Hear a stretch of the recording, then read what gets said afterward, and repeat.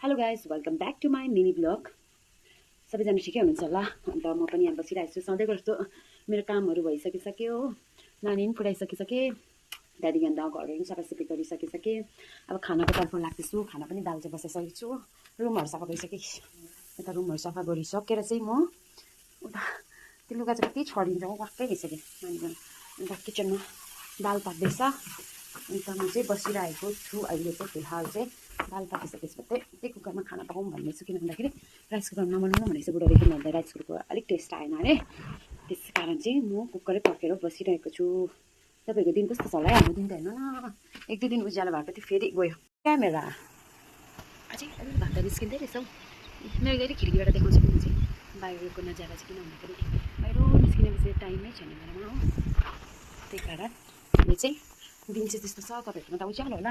कता कता त पुरा घामले मान्छे पुरै घाम लाग्दैछ भन्दै थियो हो। सिङदामतिर झन् कति गरम होला अन्त हो।